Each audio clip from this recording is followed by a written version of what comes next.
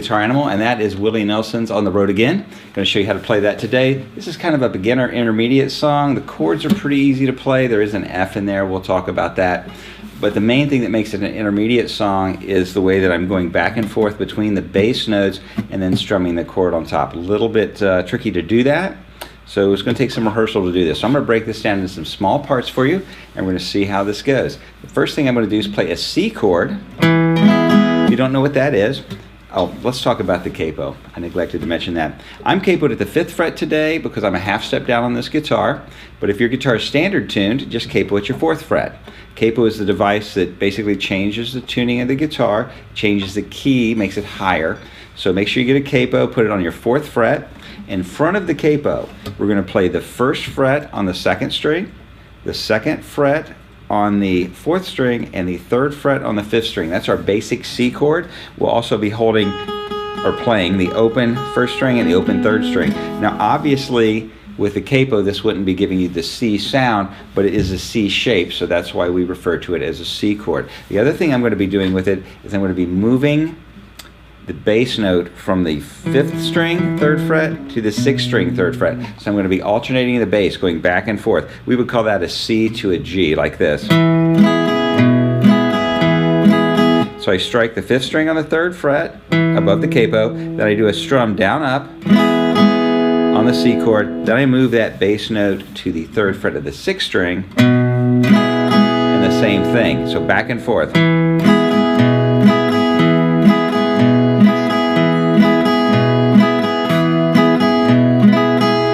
You might want to stop the video here, rehearse just that part until you get that down. It will take a few hundred repeats to get it down, depending on how familiar you are with where your guitar strings are and how well you are your hands on the pick there. So you might want to stop here, get that C part down, and next up is going to be an E7 chord. Okay guys, now we're looking at the E7 chord. Again, we have the capo. Mine is on the 5th fret, yours will be on the 4th fret if you have a standard tuned guitar. In front of the capo, you're going to be playing the 1st fret on the 3rd string and the 2nd fret on the 5th string. That's going to be our E7 chord. We're still going to be alternating a bass, but this time we don't need to move any of our fingers. We're just going to play the 5th string 2nd fret, down up on the chord, and then the open 6th string and down up on the chord. This is E7, and again, it's not going to sound E7 with the capo where it's at, but that's the chord shape we're using. All right, so alternating the bass.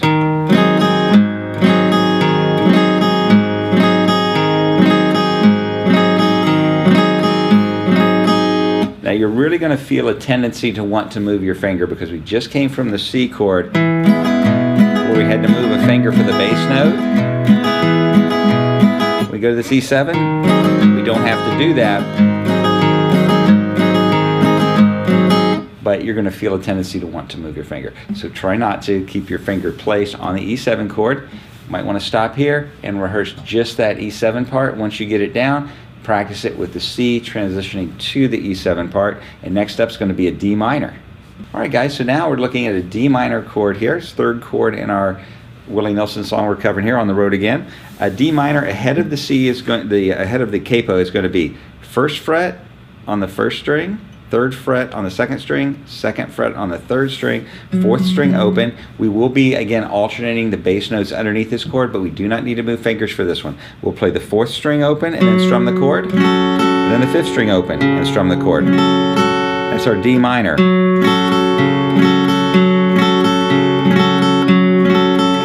Practice that a few times until you have it. Might want to stop the video here, go over your D minor part. Once you have that down, go ahead and team it up with the C, transitioning to the E7 to the D minor, and try to get that part down. Again, a few hundred reps on this is probably what's going to be required. So don't think you're going to get this in 10 minutes. It may take more time than that.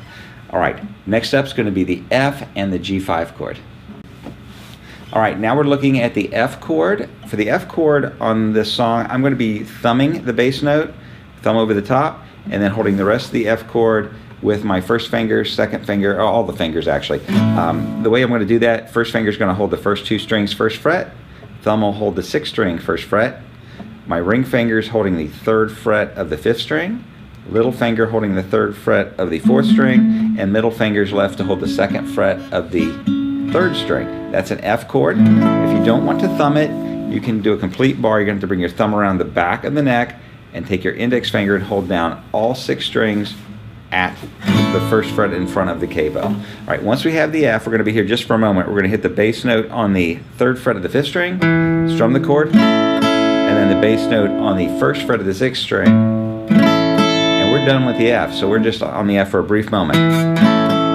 Now we're going to transition to a G5 chord. G5 chord is going to be the 3rd fret of the 1st, 2nd, and 6th strings. We're going to mute out the 5th string, not going to be using that at all, and the middle 2 strings will be open. So when we go to the G5 chord, we're going to play the open 4th string, and then the top end of that chord, and then the 3rd fret of the 6th string, and that's it. So that F section to G was just going to be F, G, and then back to the alternating bass on the C, just like the intro. And then we repeat back, and we're going to go through the C, we're going to go through the E7, the D minor, the F, the G5, and the alternating C again at the end of that. And that's going to be the verse for this song. They repeat several times through the song, so make sure you get this down. Speed is another thing that makes this one hard. He really cooks through this song. It's very fast. I mean, the tempo is... But to learn it, we're going to play it much slower. So I'm going to go through that verse slowly for you guys. It goes like this.